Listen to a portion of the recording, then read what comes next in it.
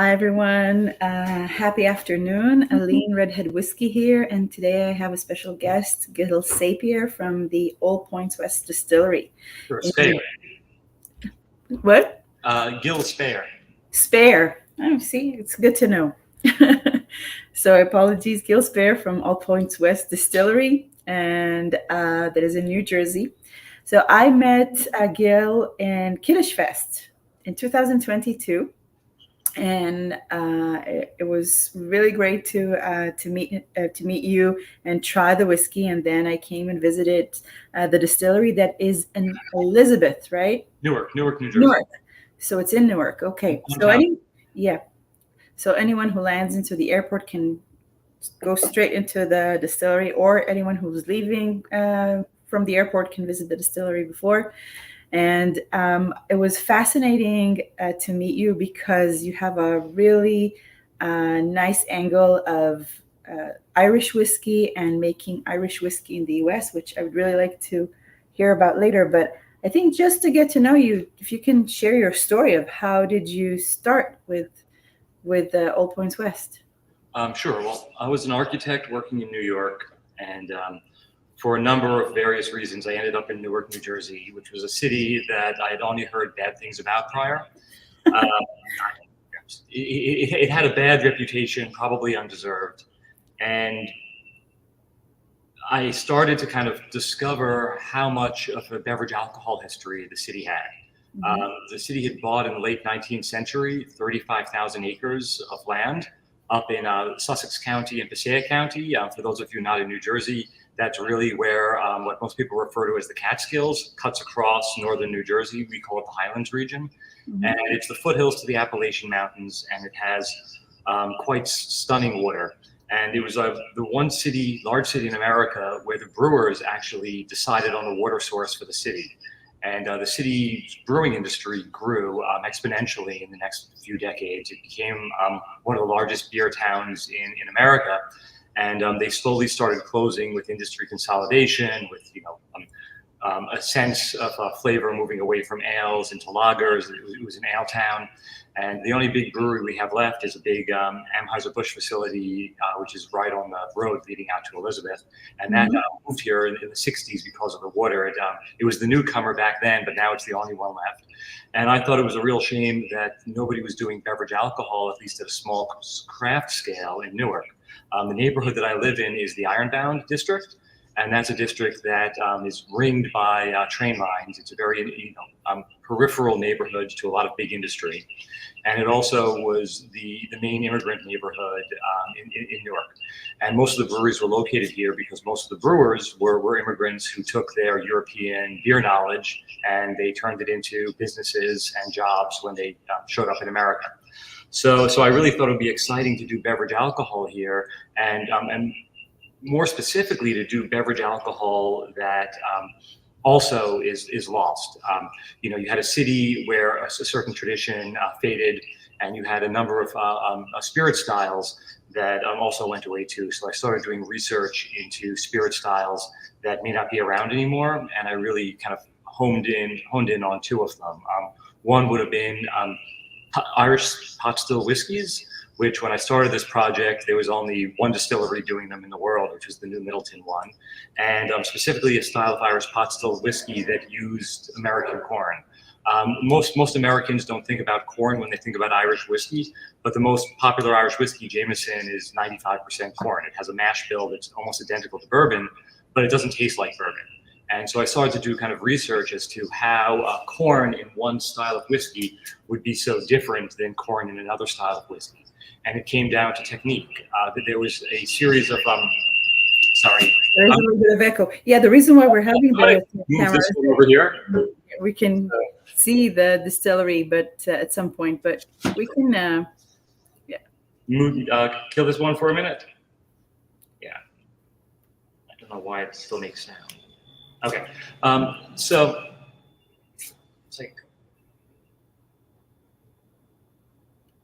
I think it's a function, anyway, I think it's a function of the app. It's not letting me completely kill the speaker, so we're getting a little bit of an echo.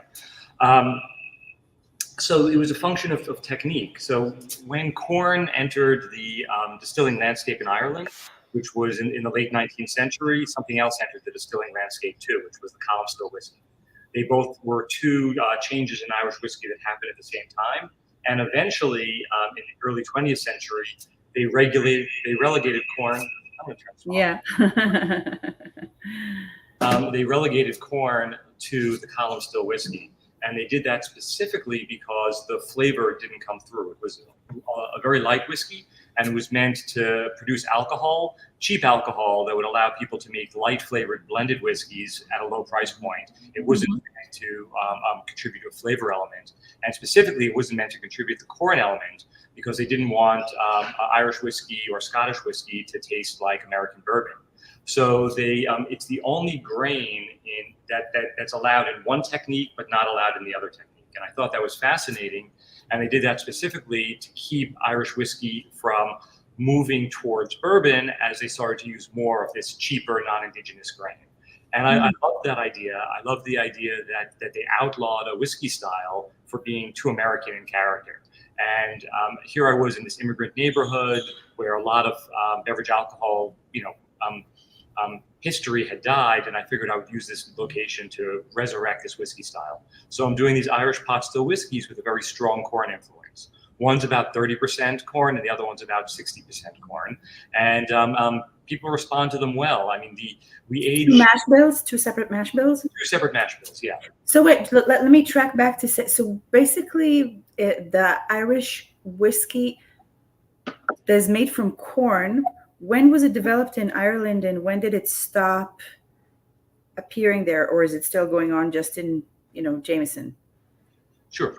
So there was a large I'm not from an Irish background, and I'm certainly not an Irish historian, but the rough outline, if I'm wrong in the details, I apologize. But there was a large famine in the middle of the 19th century, and in the aftermath of that famine, the mercantile class in England decided that they really needed to have lower wages. It was the start of the Industrial Revolution. They wanted to have inexpensive manufactured goods. They wanted to grow British industry.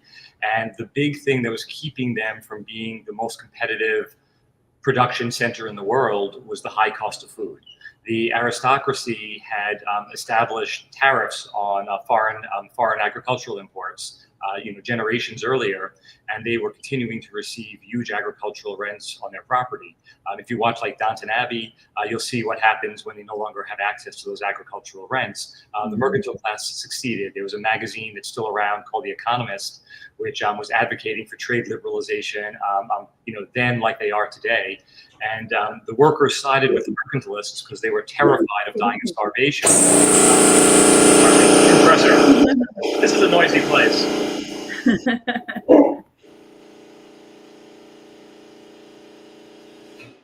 Okay, so they were terrified of dying of starvation, given the recent example in Ireland, and so it passed. They got rid of agricultural tariffs, and the cheapest carbohydrate source around, which is American corn, flooded the market, and so they started using it. They started using it in distillation. And they used pot still distillation and column still distillation. And column still distillation was also something new in the late 19th century. You had Aeneas Coffey in the Dublin Dock Distillery who invented the technique, and that created a big controversy. The Dublin distillers didn't think that it made a whiskey of quality. It really has a very thin lipid character. I love old single grains. They can age out wonderfully, but they're certainly not as rich in flavor as single malts or single pots. And this was the second controversy. They didn't like the idea that there was this, people were undercutting them in the market with a less expensive style of whiskey. So there was the traditional distillers in Scotland who were using, malted barley 100%, and in Ireland where they were using malted, unmalted barley, oats, wheat, rye, whatever they had that wasn't corn, but predominantly malted barley. And then there was this new cheap whiskey that was being produced in very large quantities, and they wanted some way to get the consumer to know the difference. So brands started. You had Powers, which was the first whiskey brand, and you also had pamphleteers. Jameson wrote a book called The Truth About Whiskey. He self-published it and tried to get whiskey consumers to read it, which wasn't very effective, given that most of the whiskey consumers were illiterate back then. But eventually they passed laws. Eventually, 1908, they passed laws that actually created the standards of identity that you know from UK whiskey today.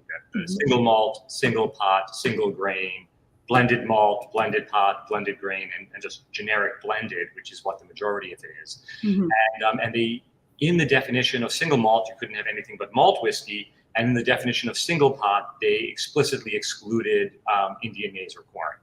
And you had the largest pot still in Europe back then was the Chalcedonian Distillery in Edinburgh.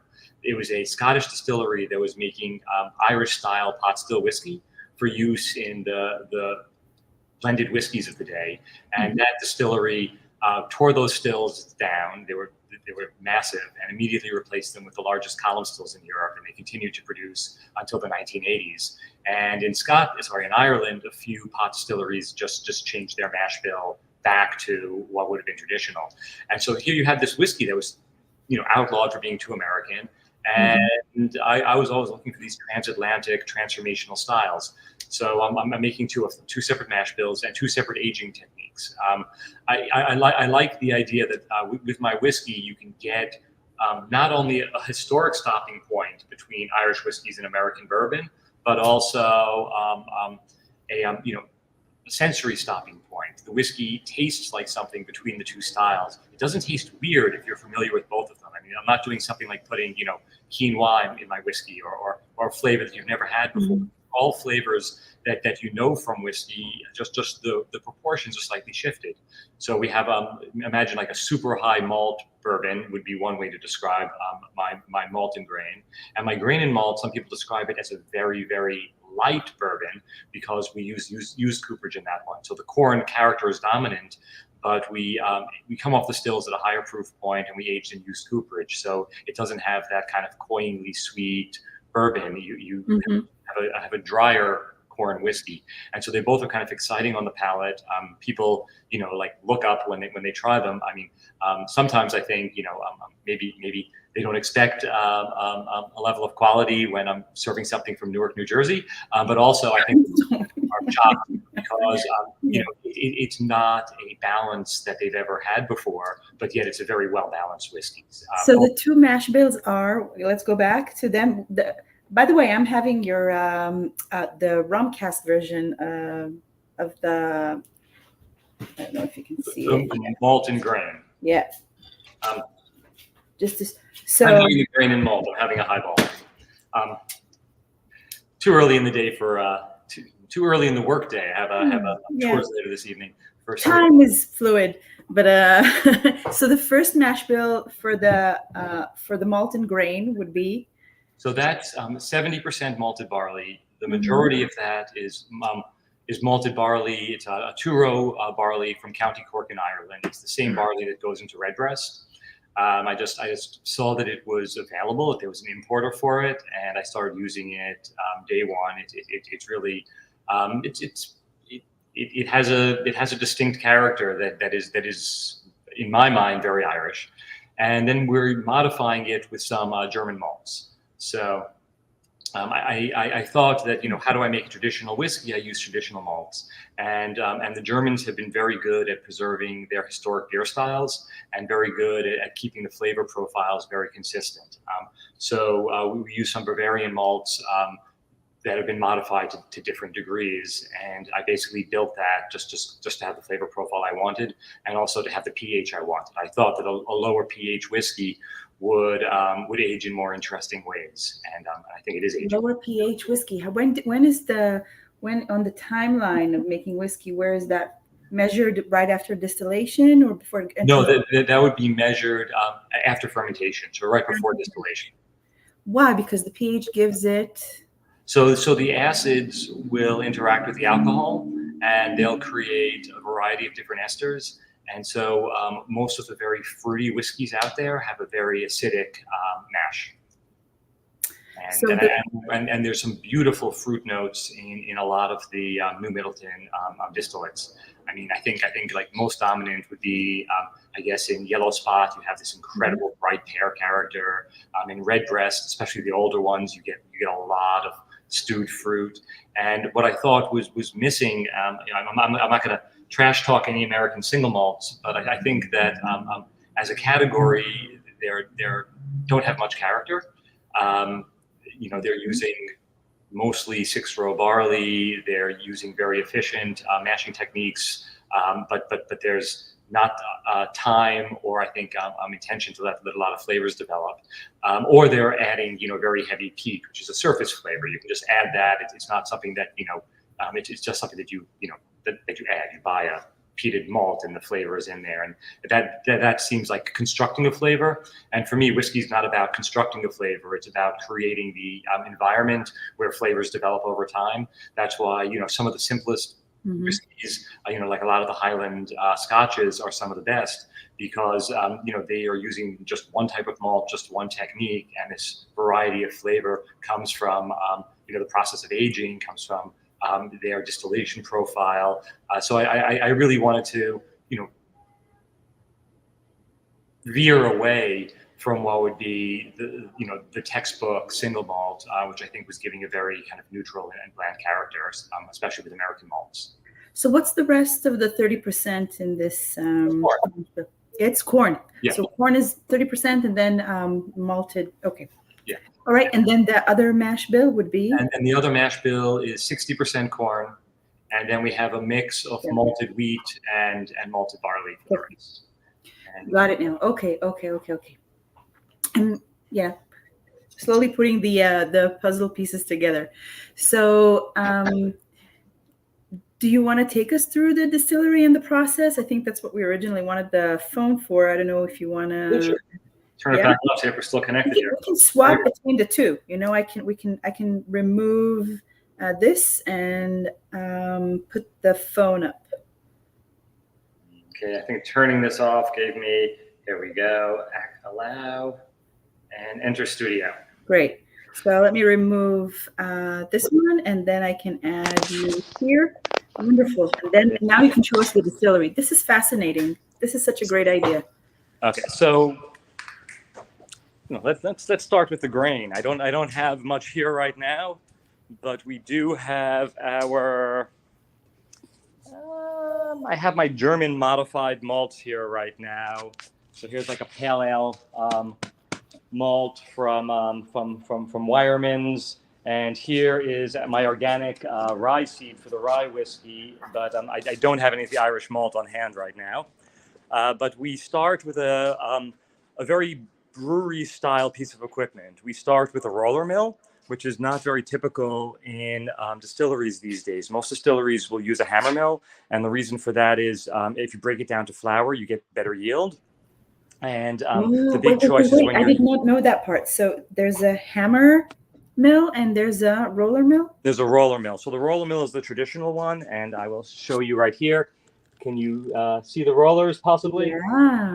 Yeah. And so this is what they use traditionally with malted barley, and the reason for that is malted barley has a much thicker husk than the other grains, and so when you mill the malted barley in a roller mill, let me turn this speaker off on the other one.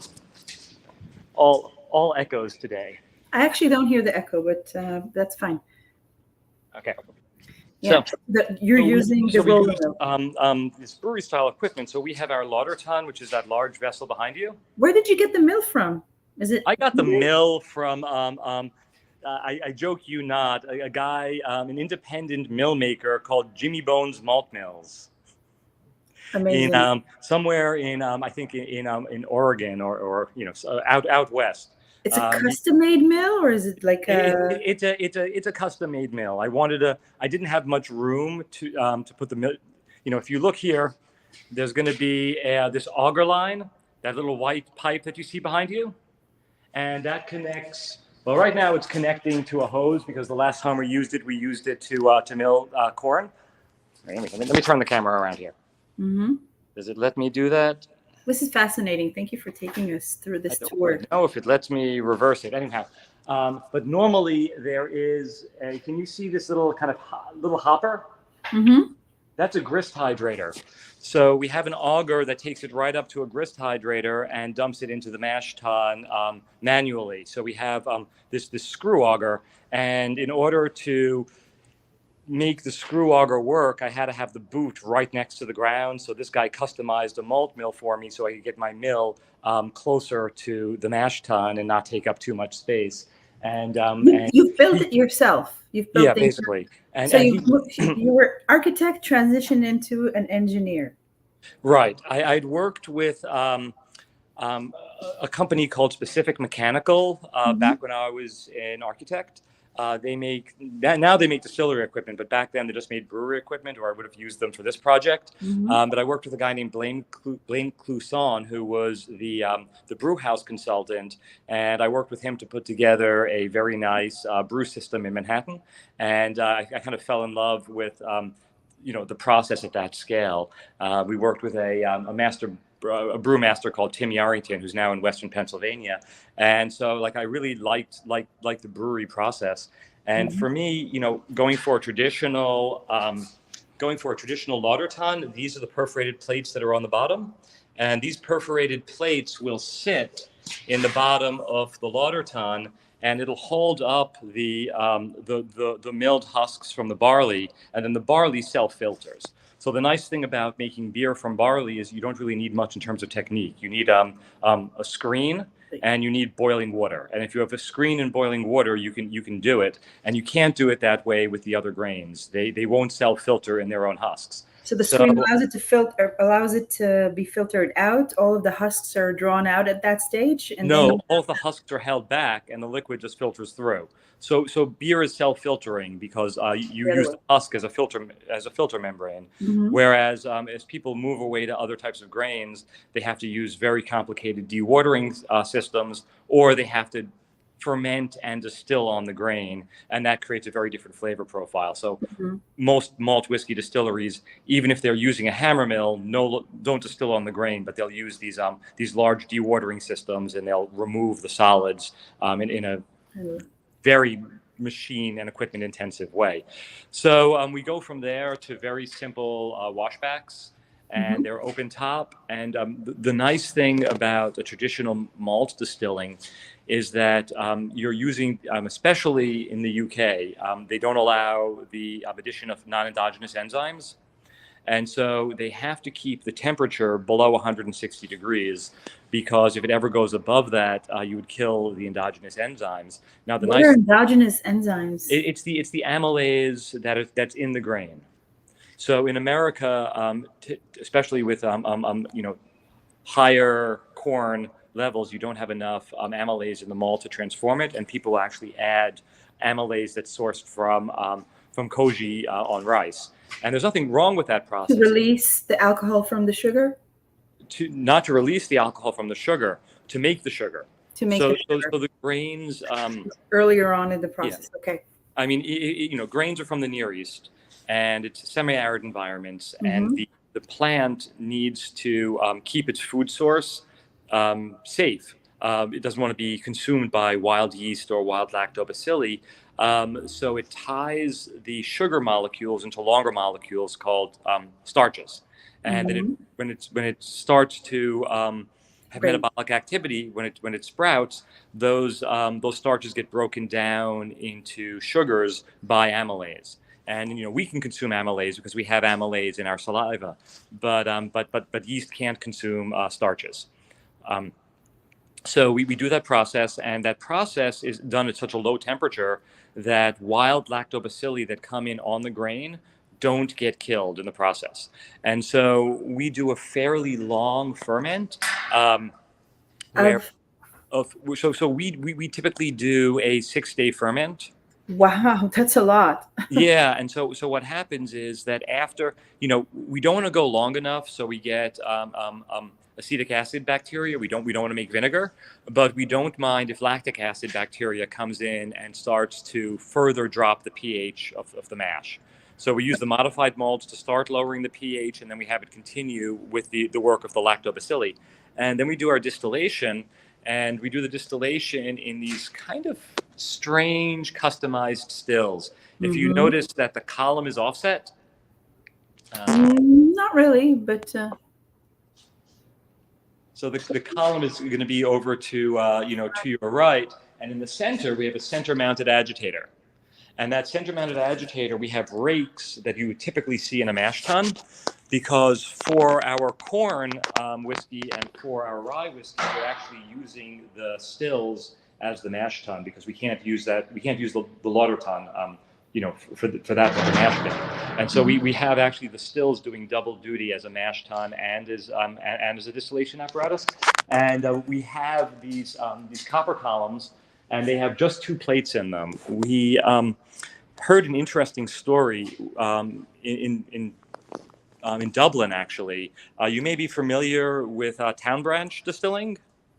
no. What is that? They're a distillery in Lexington, Kentucky. Mm-hmm. And the man who founded that distillery, Pierce Lyons, who's now deceased, he was Irish, and he returned back to Dublin, and he opened a small craft distillery there. And he brought Vendome stills. So he brought very American stills to Ireland for the first time. And he was using these Holstein style, some people call them hybrid style stills. Mm-hmm. And he was doing a double distillation on these hybrid stills. The first time without the plates engaged, the second time with the plates engaged. And if you've been to craft distilleries, that's a fairly common way to distill at a small scale in America. Why would you do that? Why would you go through this process?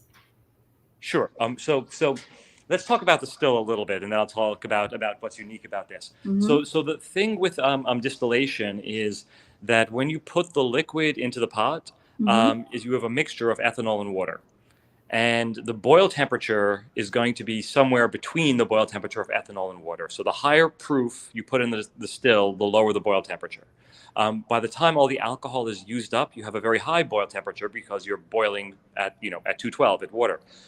Over the course of the run, different things will come across as the temperature changes. So at a very low temperature, you're going to get a lot of volatile alcohols that you don't necessarily want in your finished product. And at the end of the run, you'll get a bunch of heavy oils. And almost every still is, based on the charging proof, is going to go through the same temperature cycles. But it's how long do you spend at one temperature versus another. And so that's the head and the tails and the heart. So exactly. So the heads are going to have methanol, mostly methanol, but you'll have other things as well. You'll have pardon me, my chemistry is leaving me today. Yeah, everything that we don't want to drink, and we usually cut away. Yeah. Exactly. So you cut that away, and you do that by a mixture of temperature and taste, and then you go into the hearts. And traditionally, the way that the hearts would be run would be a function of the reflux that you have in your still. And your reflux would be a function of how much surface area you have between the copper and the air. So if you went to Scotland, where they have these very large, very tall, very broad stills, you get a lot of reflux, and you get a more rectified spirit because there's more condensation happening on the inside of the still. And they would traditionally have larger stills, and they would do a double distillation. And in Ireland, they would traditionally have smaller stills, and to get the same level of rectification, they'd have to run it through the stills 3 times. Now, with this type of still, you have the ability to kind of dial in a reflux profile, because there is a little precondenser at the top, and that precondenser will cause whiskey to rain down inside the column. And you can run that. Artificially creating some sort of a reflux. Exactly. And you could dial it in so you are simulating having either a very large still or a very small still. You can turn it off completely, and it's just a very straight distillation, or you can have it be very intense. And the more reflux you have, the more things you hold back. And what I've found is that people have two ways to run these stills. They can go straight from their wash to the finished product. And if you do that, they typically will run with 4 to 5 plates and go in one shot. And they can stretch out the Hartz phase. They can stretch out the Hartz phase by increasing the reflux as they're running the still and forcing more of the Hartz to cut through. The rate of distillation will slow down. You'll get less vapor velocity going through the line arm. You'll have less spirit coming out, but you can actually really squeeze all the usable alcohol out of your mash. But the problem with that is that the more aggressively you run the reflux, the more oils that you're keeping behind. And so I think that a single distillate spirit, which a lot of craft distillers do, don't have any of the lipids, lipid content that I would really want in a rich and flavorful whiskey. And so if you ever notice something about the Irish whiskeys, they have such little reflux. They run it through the still 3 times, but they're all very fast distillates that they tend to be very, very oily whiskeys. I think in a very good way. Like Powers John's Lane is one of the oiliest whiskeys that I know, and it's one of my favorite whiskeys. Mm-hmm. So I wanted to find a way to do that, but not have to, run my still multiple times. And so what we do is we actually use the deflator to rerun our Hartz cut. So we do a first Hartz cut, and then we increase the power to the still, increase the power to the deflator, and then we do a second shorter Hartz cut. And then we do a third, and each time we're getting a lot less out of it, but we're allowing the net lipid content in the distillate to go up. And so that's why I use this type of still, because I found that it's really effective. We can really make the distillate we want, as opposed to having it be kind of an accident of the still design we chose. I don't know why he chose to use it, but he chose to use it, and he had a problem. He had been making whiskey with this still at somebody else's facility for a few years while he was building out his distillery.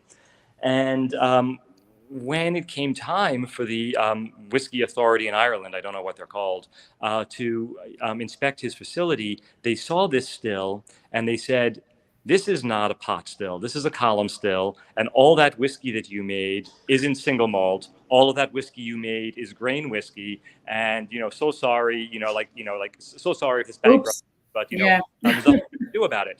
So he started a quest that apparently took a couple years to change the technical spec of Ireland that allowed a hybrid style still with 3 or less plates to be classified as a pot still. So I saw that in the spec, and I didn't know where that spec came from, and eventually I found the story. And so What year was that? Do you remember? This was probably 2015, 2016, so not too long ago, right before I started. Mm-hmm. And he had them analyze the output of the classic Irish pot still whiskeys, and back then that basically meant Redbreast and and Green Spot, and they agreed that it had the character of a pot still whiskey. So they allowed it in the Irish technical spec as a pot still. So in America, there's no distinction. They only care about mash bill. I mean, you have to distill below 80 proof, but they don't care what techniques you use. In the UK, they actually distinguish whiskey by technique, and they allow this type of still to be called a pot still. So I liked the flexibility that it offered, and I liked that it met the Irish definition of pot distillation. So we're using this still, and I really like it. It's you have a lot of control over it. That's fascinating. And then you age. Where are you getting your casks from? So we get our casks from New York State. Mm-hmm. There's a cooperage that also everything just kind of opened right in time for me. We had a cooperage called Adirondack Cooperage, and they're in upstate New York, and they were, I guess, realizing that most of the large cooperages were not providing what craft distillers needed, which is staves that have been air cured for longer than what's required in Kentucky. So if you work with a smaller barrel, you have more surface area to volume. So you extract sugars faster, you extract vanillins faster, you extract lignans faster, but you also extract tannins faster, and you don't have time for those tannins to break down. So if you have a 53-gallon barrel and you're going to be aging for 4 to 12 years, those are older whiskeys. All the tannins will break down. If you want to shorten the aging time by having a smaller cooperage, you need the tannins to be broken down before you put them into the barrel. And so these guys use 3+ year cured staves, and I find that I don't have the problem that craft whiskey used to have, or it still has if you buy cheap barrels. You have overly tannic, overly oak influenced, whiskey. Like oak influence, I think can get really intense without being bad, as long as those tannins are broken down. So if you get these insane barrel bombs out of Kentucky at the top of the rick house, there the whiskey's almost pitch black and it's not overwhelming. It's just really pleasant because there's that tannin character has softened. And so these barrels are really critical, I think, to the flavor profile of our whiskey. I'm really lucky to have a contract with them. They're beautiful barrels. I mean, they're really beautiful barrels. So the whiskey that I'm having has a rum cask finish. Where are you getting all the other casks that are that have had previous lives? I started the rum program about 2 years in, and I had bought a number of bourbon barrels. So I was initially finishing those in ex-bourbon barrels, and then I moved over to finishing them in my grain whiskey barrels. So we do the malt and grain pot still in new cooperage. Then we do the grain and malt in the used malt whiskey cooperage, and then we do the rum in the used grain cooperage, and then sometimes we refinish it. So we've had barrels that have aged 4 spirits in-house.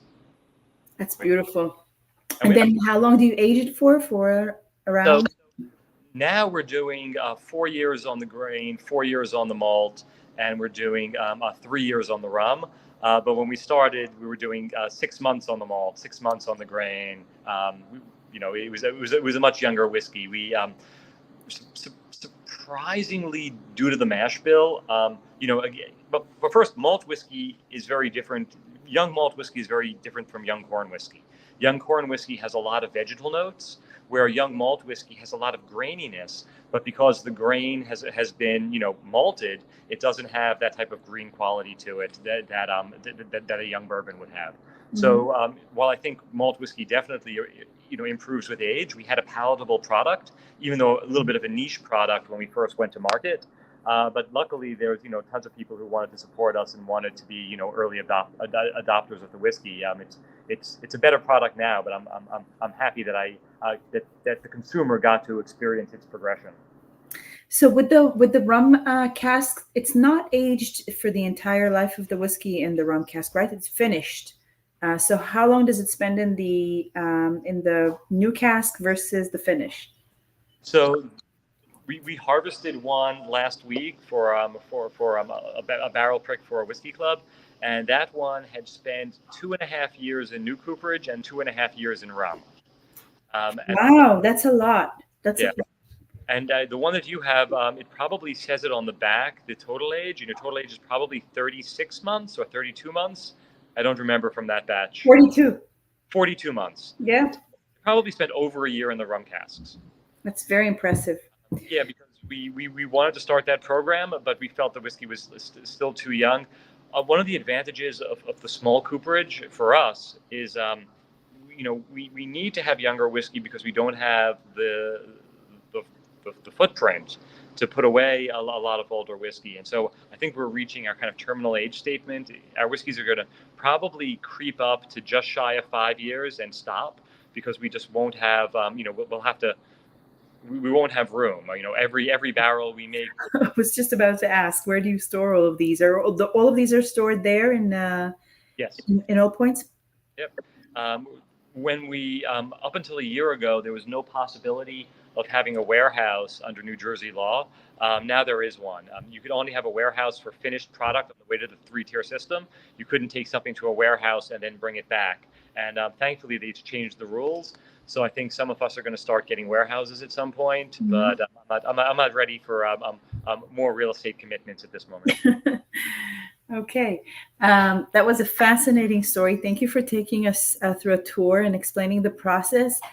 Is there anything I did not ask you about and that you want to mention? Yeah, so I want to talk about rye real fast. I mean, I love my whole line of spirits, Hmm. but I know that you're focused on whiskey, and rye is fascinating to me. First, I always loved rye. I went to school in New Orleans, and I was very lucky that there was no drinking age. You're from Israel, right? So there was I no am drinking age when you were a child either, 18. Yeah. or Oh, not yeah, a there was child, no. but when you were 18. Um, but I was in Louisiana.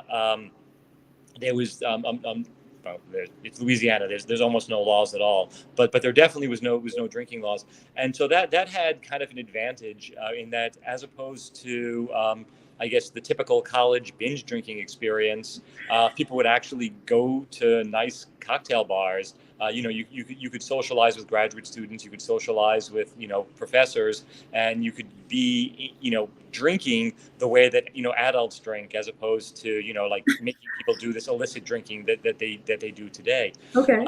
So I fell in love with the Sazerac cocktail very very early on, which was my introduction to rye, and I've always loved rye, and I was kind of So hard. shocked. I mean, what I hear is that it's extremely hard to manage in a distillery. It's misbehaving. It's sticky. It's hard, right? So so It's so we notoriously hard to work with. So we kind of we don't cheat, but we throw money at the problem. We use a lot of malted rye, and malted rye makes the viscosity issue go away. So we're a mix of malted and unmalted rye. So we get malted rye from Europe. We get also from Germany. We use a lot of German malts, and so we get the malted rye there. And then we use a Hazlitt varietal of rye from Minnesota, which is a wonderful varietal. There's a few other distilleries using it. It really produces this really bright grassy character, which I love. But what I found that kind of surprised me was all of these very Pennsylvania sounding rye brands, the Overholt, the Rittenhouse, the Michter's, were no longer made in Pennsylvania. I mean, it's obvious to anybody who pays attention to whiskey. And I was wondering what changed when those brands closed, and they all closed in the 80s, and they moved to Kentucky in the 80s, and what remained the same. And I was fascinated to discover a book published in Newark, New Jersey, and I'll go grab you this book right now. I Um, remember you. I think you showed me the book when I was there 2 years ago. But yeah, so it's this guy Irving Hirsch. You get to see my mhm. empty back bar area. Jeez. And so this guy was a beer chemist for the beer industry here in town, and he rebranded himself as see this Hirsch Laboratories technical consultant to the alcohol beverage industry, distilleries, and blending plants. Nice. And this book is from 1937, and this was right post-prohibition when they started building all of these new distilleries in Maryland and in Hmm. Pennsylvania. Hmm. And he also was designing bourbon distilleries in Kentucky. And he set up a very different process for the two types of distilleries. One which was predominantly about gelatinizing the starch in corn, which has to gelatinize at a very high temperature efficiently, and the other was about dealing with rye. And the two types of distilleries were very different. And the rye distilleries didn't have the capacity to efficiently cook corn, and so you don't have published mash bills from back then, but the assumption would be that they were not using corn in their mash bill. And now all of those Pennsylvania ryes and all those Maryland ryes, be it Pikesville, through to Michter's, all have large amounts of corn in the rye.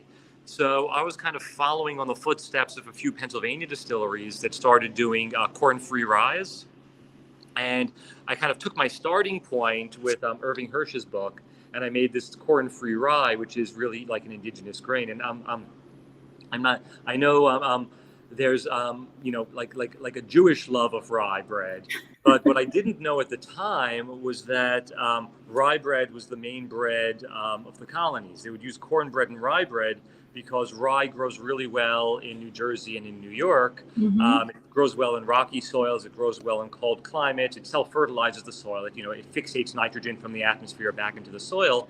And that what happened was that was both the whiskey and the bread that people were drinking. And as people went from Western Pennsylvania into Kentucky, corn kind of marketed itself as the gentleman's drink, and rye whiskey went downhill. And as the Erie Canal opened and people had access to great wheat growing conditions in the Midwest, the same thing happened with rye bread. Rye bread became associated with immigrants, and when people wanted to up their social status, they'd stop eating rye and they'd start eating white bread. And so, like, rye is something that really starts here. The first distillery in the region, which was in the 1630s, was a Dutch gin distillery, was distilling from a rye base. And so, rye starts here, but it doesn't have any continuity here. So I thought it would be really great to bring rye back, especially a mid-Atlantic style. So we have our mid-Atlantic style rye, and by mid-Atlantic I basically mean corn free, and it's a really fun spirit. I think. Can you take us through your portfolio quickly? Yeah, absolutely. Let me have them lined up over here. So we have our. Can you see my finger here? There we go. It's very hard for us to see, so you'll have to read it so that we can follow. Okay. So we have we alternate a cask finish whiskey, which is either going to be a rum or a stout cask. We work with local breweries where we give them whiskey barrels to age stout, and they give us the stout barrels back. So they tend to be aged in our own barrels for finishing. And we have our malt and grain pot still whiskey, our grain and malt pot still whiskey, our pot still rye, our Kilvan Cull single pot still rum. And if you believe it or not, at the collapse of the Dutch Brazilian colony in the early part of the 17th century, Dutch cachaça distillers founded a rum distillery in Staten Island in 1663, which was the first rum distillery in the world that wasn't located on a sugar plantation. And so it has this incredible history. So we probably don't have time now, but I tried to recreate a 17th century Newark 17th century molasses to make an authentic Newark Bay rum. Fantastic. I have not shared this with you, but I told you that my love of rum had started developing last year, and I've declared this year to be my year of rum, where I'm going to study rum in depth. So that piece of trivia fell right in place. So for anyone who wants to buy the whiskey, can they do it through your site? Yeah, so our website will link to Excel Pay, and they can order whiskey from basically from Manhattan. It's through a retailer in Manhattan. We're not allowed to ship out of New Jersey, which is ridiculous. But whatever, New Jersey doesn't like its indigenous manufacturing base. Prohibition laws, right? No, these are modern laws. They're even though every single winery and out-of-state liquor store has no inhibition to shipping liquor into New Jersey. If they allow us to ship out of state, then it becomes legal for them to ship into New Jersey. But they're not enforcing it, and every wine club in the world ships to New Jersey. But they still don't let us ship out of state. So I know, but it originated in the prohibition time of where each state kind of had its own rules and decide, could manage whatever they want to do it. Right? It all goes back to there. It all goes back to the repeal of prohibition, where they decided that the states can do whatever they want with regards to beverage alcohol, as long as they do it in a consistent manner. So they're allowed to break the interstate commerce clause, because the interstate commerce, because they have their own amendment regarding beverage alcohol. So beverage alcohol just exists with a different rule set than everything else in the country, which unfortunately in New Jersey is being regulated to hurt the local producers and help the out-of-state producers. But that's New Jersey. It's not a very business-friendly state, unfortunately. I like living here, and I like living here a lot, but it's a tough place to have a distillery. And then we do gins, and I love gins because I love cocktails. Your gin is phenomenal. I remember from our visit.